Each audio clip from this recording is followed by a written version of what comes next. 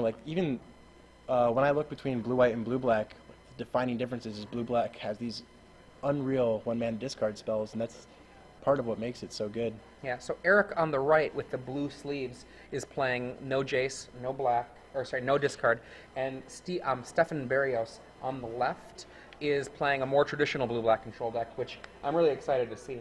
And for those of you who happen to be hometown like spectators who maybe have gone home, or people from far away, on a quick side note, I've just been alerted, for those of you who care, that the Indianapolis Roller Girls beat St. Louis just now about, 100 yards from here in a exciting match of roller derby. But you're going to be watching an exciting match of Magic here. I also saw a Star Wars convention, I think. It's the same thing. There's a Star Wars theme going on with the roller derby tonight. So Star Wars on ice. I saw a Captain Jack Sparrow in a Stormtrooper outfit, which was pretty awesome. No, because they weren't derby. Those people weren't derby girls. So yeah. Lou actually has R2-D2 with him at all times. It's true. Eric opens up with Creeping Tar Pit, and we get the Inquisition of Kozilek. Yeah, that's going to do some work. What do we get? Preordain. Yeah, he actually has no idea what he's going to get with it. I can't quite tell. Is that double Preordain? Yeah. Mana Leak? And go for the throat. Go for the throat? Okay. Yeah.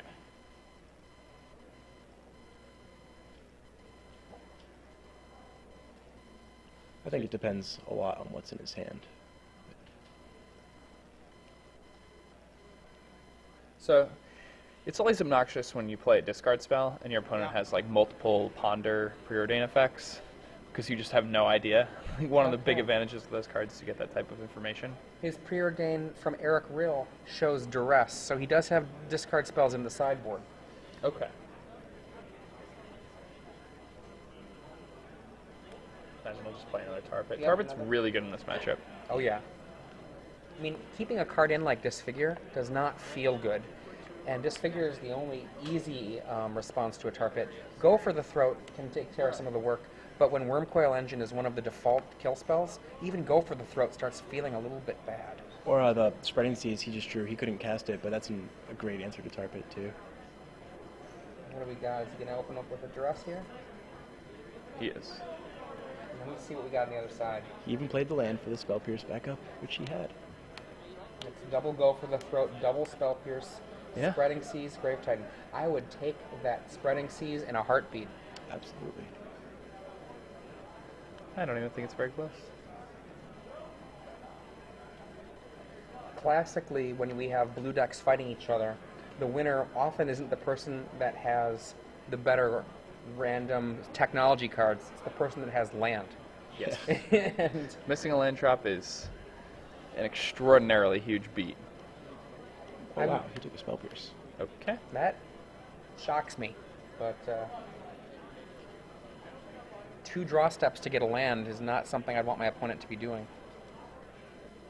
Preordain? Be fishing for the other Spell Pierce? I think you just burn the Spell Pierce here, because if you're this light on land, I can't possibly see. I might save it just in case. He doesn't know his opponent doesn't have Jace, right? So holding it back as a means to stop a Jace seems reasonable. I guess that's reasonable, but I mean, you're behind on lands. Like, if you draw any land, you need to be tapping your mana on subsequent turns. Like, you can't just. At the same time, Spell Pierce is a lot less effective when they know you have it. This is true. And we got the Spreading Seas, which does that find him another land? Yes. Yep. So now he has Tectonic Edge. And it's a tech edge, so To he keep gets them to off kill my the mana other. entirely. Yeah. Nice life. Pretty sick. Island, Forced Island, Creeping Tar Pit. Now what's going to be really amusing to me is if we see a Jace now, and either our floor spotters have the description of this deck completely wrong, or he's boarding it. One of the two. We'll see if that comes up. But what? 2 cards in hand? 3 cards? Yeah. Go for the throat, land, and... I mean, I can't imagine he doesn't have any Jaces at 75. I can't imagine Jace as being in the board, but not the main. Yeah, I can't really imagine that either. I mean, if you're playing blue-black without Jace, why not just cast Mind Sludge? Yeah. Tectonic Edge. Now he's actually outlanding his opponents. I I'm surprised he didn't just kill the carpet there. Another land. Runner, runner, runner. He lays his 6th land.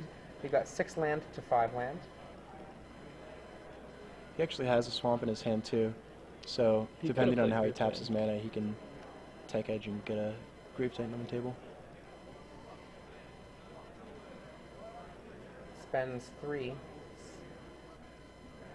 Puts out the Creeping Tar Pit to attack. And he's gonna use If that's a go for the throat, that's going to be such a coup. Yeah, that's... Oh, Yeah, he has 2 copies of that in his hand. yeah, I don't like that attack. I mean, even if you don't... Actually, he knew his opponent had to go for the throat, didn't he? Yeah, he did. Yeah. Oh. So, Now, Stephen Berrios is a Chicago player, and Stefan Berrios, pardon me. Stefan Berrios is a Chicago player. He's been grinding out for a long time now, but I think in this last year he's starting seeing a lot more success. I'm surprised he didn't play the Grave Titan there. Maybe playing around Mana Leak, you know, wanting to make sure that his big threat doesn't get stopped. Yeah. Yeah, I think he was, just because his opponent represented Mana Leak with basic lands, Yeah. it's worth playing around at least, especially when you have so much land advantage anyway. I mean, at this point, Makes sense. it's just a bear, but a bear is enough to do a lot of work and at some point force Eric to do something. Yeah, and if Eric like taps his mana and casts a Grave Titan, he can just go for the throat and play his own. Things like that, so... And there's the Mana Leak. We've got a Mana Leak. And 2 go for the throats, it looks like. I think it's 2 go for the throats. There's a lot of going for the throat in this match. There is a lot of And he going comes for in with the tar pit again. And there, eats up the tech edge. Losing 2 lands just feels so painful. I think that was interesting there because he had 6, 7. He could have had 9 lands in play if he hadn't tech edged and just untapped into Grave Titan with Mana Leak backup. Yeah, it's somewhat surprising to me. Like, I don't know why he didn't just cast go for the throat. I guess he wants to save 1 for Grave Titan. Just somewhat reasonable. Yeah. But he doesn't have to kill it. He can just take 3. Like, Here his life comes total is another- 19. Another Vampire Hexmage, which I would just, you know, put down there. If you get 2 for 1 by, say, a Black Sun Zenith, okay, you know. This clock has reduced now to a 4-turn clock. I think one of the things that I noticed playing Mono Black today, I was talking to Nick Spagno, who's playing Blue Black. Even no matter what matchup you're playing, you always leave in at least 1 Black Sun Zenith. Even the control mirrors, like some people are playing kooky cards. They have like Nurok Commandos, which you just can't beat any other way. But Black Sun Zenith is an all-star even when you don't expect it. That's a really good point. Wow, Nurok Commando. He's That exciting. guy's like really good and constructed and really bad and limited. Yeah, he's like the new Calcite Snapper. Calcite Snapper is awesome and limited, just no one played him. I like What do we see there? Is that a Nighthawk? Yeah, it is a Nighthawk. Nighthawk seems devastating, honestly. He has the go for the throat, though. Oh, that's a Yes. good point. He has a go for the throat left? Okay.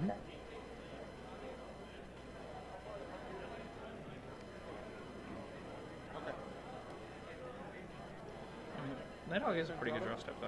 Like, Yep, eats the go for the throat. 3 mana left. Sorry. man, he would have been so happy we didn't have. Did I just see a mana leak kit drawn from his Inquisition. opponent? It was an Inquisition. Thank you. He's got 7 mana, so he can pave the way for that Grave Titan. Oh, wait, he just killed one of his Hex Mages. This is looking even better. He doesn't even have to pave the way, but he might as well. No, maybe even No, not. no, Maybe he just does. go for it. Let's save that for later. Oh, jeez. Wow. Stefan Berrios now. Is there really a reason not to take the go for the to Inquisition him there? Yeah, I mean, like, what if he has another growth throat? Which he does. Yeah, like, I just don't understand.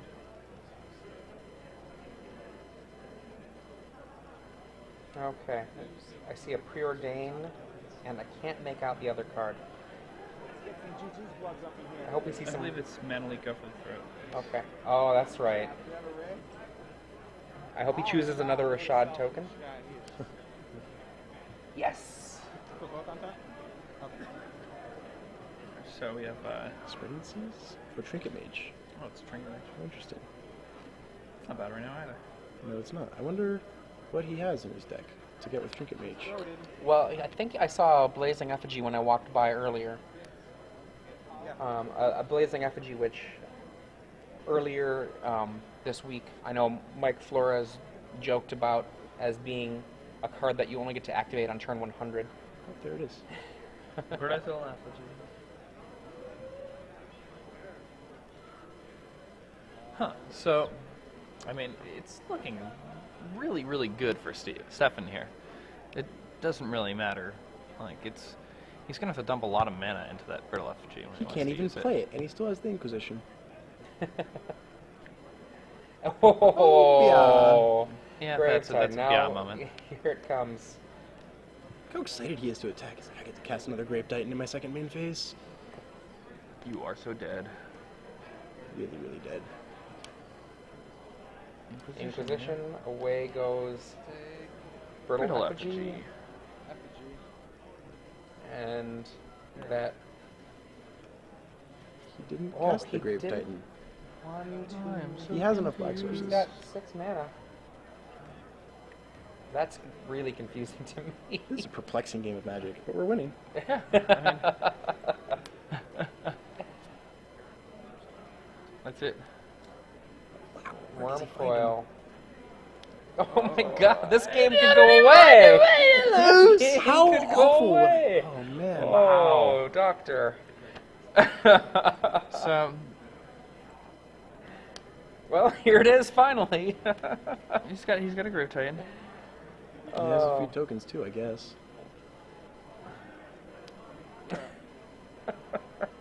What? Do we know what Eric is on the right? Eric is on the Yeah, right. Eric's on the Theoretically, Jace free. Do we know what his life total is? His 4. life total is 4. Oh. Yeah. So the Wormcoil's actually like a perfect stop right here.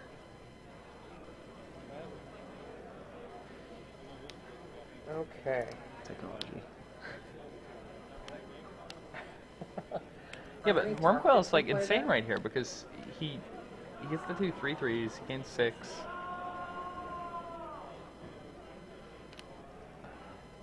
Takes 2, he goes to 2. He's still in a lot of trouble though. He's in a, Yeah, I he's mean, in a, it's- he's in a world of hurts. It's not good, but like he could draw a Wormcoil. Would be kind of cool here. Tech Edge.